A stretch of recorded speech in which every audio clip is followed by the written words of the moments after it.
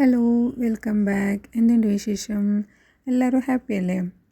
അപ്പോൾ ഇന്ന് ഞാൻ കുറച്ച് ട്രിക്സും പിന്നെ അടിപൊളി ഒരു മലയാളിക്ക് മാത്രമായിട്ടുള്ള ഒരു നാടൻ റെസിപ്പിയും കൂടിയായിട്ടാണ് വന്നിട്ടുള്ളത്. പിന്നെ എൻ്റെ കുറച്ച് വിശേഷങ്ങളുമായിട്ടാണ്. അപ്പോൾ എൻ്റെ ചാനൽ എല്ലാവരും കണ്ട് ഇഷ്ടപ്പെടുവാണെങ്കിൽ ലൈക്ക് ആക്കുക, ഷെയർ ആക്കുക. ഇനി സബ്സ്ക്രൈബ് ആക്കിയിട്ട് നിങ്ങൾക്ക് ബുദ്ധിമുട്ടാവില്ലെങ്കിൽ ഒന്ന് സബ്സ്ക്രൈബ് ആക്കി കൂടി സപ്പോർട്ടാക്കുക കേട്ടോ. അപ്പോൾ ഇതില്ലേ, ഞാനിതാ ഫ്രിഡ്ജിൽ ഞങ്ങളുടെ ബാക്കി വന്ന തേങ്ങയില്ലേ അതിങ്ങനെ ഒരു ബൗളിലിട്ടിട്ട് കുറച്ച് വെള്ളം കൂടി ഒഴിച്ച് കൊടുത്തിട്ട് ഇങ്ങനെ കമഴ്ത്തിയിട്ട് വെച്ചിട്ടുണ്ടായിരുന്നു. ഇതിപ്പോൾ 2 ദിവസമായിട്ടുണ്ട്. ഇതാ കുറച്ചും കൂടി ഒരു കറുപ്പോ ഒരു മണമോ ഒന്നും ഇല്ലാതെ ഫ്രഷായിട്ട് തന്നെ എനിക്ക് കിട്ടിയിട്ടുണ്ട്. അപ്പോൾ ഇത് ഞാനില്ലേ മലയാളികൾ ഉണ്ടാക്കുന്ന പയറ് കഞ്ഞി എന്ന് പറയില്ലേ, അത് ഉണ്ടാക്കാൻ വേണ്ടിയിട്ട് ആ തേങ്ങ എടുത്തത്. അപ്പോൾ അതിലേക്ക് ഞാനിതാ 1 കപ്പ് പച്ചരി എടുത്തിട്ടുണ്ട്. ദോശയൊക്കെ ഉണ്ടാക്കുന്ന പച്ചരിയില്ലേ അത് എടുത്തിട്ടുണ്ട്. അത് നല്ലോണം ക്ലീൻ ആക്കിയിട്ട് 1 കപ്പ് എടുത്തിട്ടുണ്ട്. ഞാൻ അതിലേക്ക് 3 കപ്പ് വെള്ളം ഒഴിച്ച് കൊടുത്തിട്ട് കുക്കറിൽ മൂടി വെച്ച് കൊടുക്കുക. എനിക്ക് ഈ സമയത്ത് വിട്ടുപോയ 2 കാര്യങ്ങൾ പയറും ഉലുവാനും കൂടിയാണ് ചേർക്കേണ്ടത്. അത് ഞാൻ പിന്നെ കുറച്ച് കഴിഞ്ഞിട്ടാണ് ഞാൻ ചേർത്തത്. ഇപ്പം തന്നെ ചേർക്കേണ്ടതായിരുന്നു. ഇനിയിപ്പോൾ ഇന്നിവിടെ ഞങ്ങൾക്കൊക്കെ നോമ്പുണ്ടായിരുന്നു. അതുകൊണ്ട് ഞാനില്ലേ നാസ്റ്റ് റെഡിയാക്കിയിട്ടുണ്ട്. അതെന്താണെന്ന് പറഞ്ഞാൽ പാലക്ക പിണ്ടി എന്ന് ഞങ്ങൾ പറയുന്നത് അതായിരുന്നു. ഇനിയിപ്പോൾ ഞാൻ തേങ്ങ ചിരകിയിട്ടുണ്ട്. ഇതിലേക്ക് ഞാൻ 1 ടീസ്പൂണോ ചെറിയ ജീരകയില്ല അതും പിന്നെ 1 ടീസ്പൂണും മല്ലിപ്പൊടിയും കൂടി ചേർത്തിട്ടുണ്ടായിരുന്നു. അത് ഞാനിങ്ങനെ വറുത്ത് പൊടിച്ച് വെച്ചതായിരുന്നു, അതാണ് ചേർത്തത്. അപ്പോൾ അത് അരയാനിട്ട സമയത്തായിരുന്നു എനിക്ക് പയറും ഉലുവാനും ഇട്ടിട്ടില്ല എന്ന് ഓർമ്മ തന്നെ വന്നത്. അപ്പോൾ അതും കൂടി ഞാൻ ഇട്ടിട്ടുണ്ട്. ഇതിന് അളവൊന്നുമില്ല കേട്ടോ. ഇത് നിങ്ങൾക്ക് ഈ പയർ കഞ്ഞി എന്ന് പറയുന്നില്ലേ, ഇതിൽ നിങ്ങൾക്ക് പയറും ഉലുവാനും കഴിക്കാൻ ഇഷ്ടമുണ്ടെങ്കിൽ കുറച്ച് കൂടിയിട്ട് ഇട്ടെങ്കിലും ബുദ്ധിമുട്ടില്ല. എന്നിട്ട് ഞാൻ ഉപ്പും കൂടി ഇട്ടിട്ടുണ്ടായിരുന്നില്ല, അതും കൂടി ഇട്ട് കൊടുത്തിട്ട് ഒരു 3 വിസിലാക്കിയിട്ട് എടുത്തിട്ടുണ്ട്. തീ മീഡിയമിൽ വെച്ചതാണ്. അങ്ങനെ വീണ്ടും ഉപ്പൊക്കെ ഇട്ടതിന് ശേഷം കുക്കറിൻ്റെ അടപ്പൊക്കെ മൂടി കൊടുത്തിട്ട് ഒരു 3 വിസിലാക്കിയിട്ട് എടുത്തിട്ടുണ്ട്.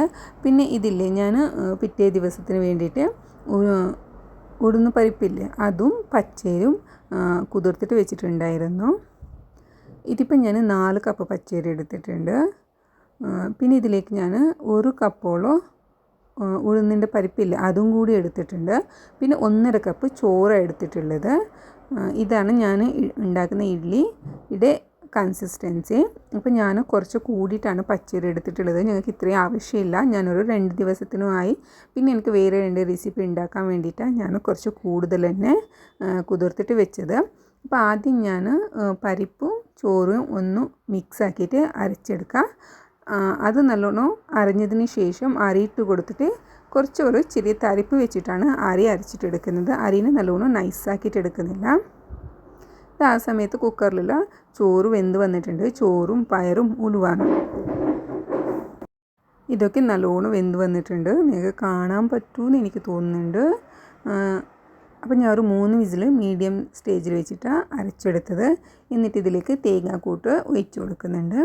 പിന്നെ ഇതിൻ്റെ കൺസിസ്റ്റൻസി എന്ന് പറയുന്നത് കുറച്ച് ലൂസാക്കിയിട്ട് തന്നെ ആദ്യം തിളപ്പിച്ചെടുക്കണം കേട്ടോ. തിളപ്പിച്ചെടുത്തതിന് ശേഷം കുറുകിയിട്ട് വരുമ്പോൾ അതൊരു തിക്നെസ്സിൽ വന്നോളും. ഈ സമയത്ത് ഉപ്പൊക്കെ ചെക്കാക്കിക്കൊള്ളാം. അപ്പോൾ അതായിരുന്നു. പിന്നെ ഞാൻ വിചാരിച്ചതൊന്നും നടന്നിട്ടുണ്ടായിരുന്നില്ല. അപ്പോൾ ഞാൻ വിചാരിച്ചു ഇന്ന് ഞങ്ങൾക്ക് നോമ്പുണ്ടായിരുന്നു. അതുകൊണ്ട് ഞാൻ വിചാരിച്ചു പയറിൻ്റെ കഞ്ഞിയും നമ്മുടെ പാലക്ക പിണ്ടിയൊക്കെ കഴിച്ചിട്ട് വേണം പിറ്റേ ദിവസം ഇഡ്ഡലി ഉണ്ടാക്കാമെന്ന് വിചാരിച്ചത്. അങ്ങനെ ഇഡ്ഡലീൻ്റെ മാവ് ഇത് പിറ്റേ ദിവസമാണ് കറക്റ്റ് പെർഫെക്റ്റ് രീതിയിൽ വന്നിട്ടുണ്ടായിരുന്നു. പക്ഷെ അന്ന് ഇഡ്ഡലി ഉണ്ടാക്കാൻ പറ്റിയില്ല. കാരണം മുമ്പത്തെ ഒരു ദിവസത്തെ ഫുഡൊക്കെ ബാക്കി ഉണ്ടായിരുന്നു. അങ്ങനെ ഈ മാവിനെ ഞാൻ റെഡിയാക്കിയിട്ട് ഇനിയിതും പുറത്ത് വെച്ചാൽ മാവ് കൊള്ളില്ല. അതുകൊണ്ട് ഞാനിതൊരു കണ്ടെയ്നർ ബോക്സിലാക്കിയിട്ട് ഫ്രിഡ്ജിൽ വെച്ച് കൊടുത്തിട്ടുണ്ട്. പിന്നെ ബാക്കിയുള്ളത് ഈ ഒരു ദിവസം മുന്നത്തെ ഫുഡ് ബാക്കി ഉണ്ടായിരുന്നല്ലോ, അതന്നെ കഴിച്ച് ബ്രേക്ക്ഫാസ്റ്റ് കംപ്ലീറ്റ് ആക്കി. അപ്പോൾ ഇതായിരുന്നു ഇന്നത്തെ എൻ്റെ വിശേഷം.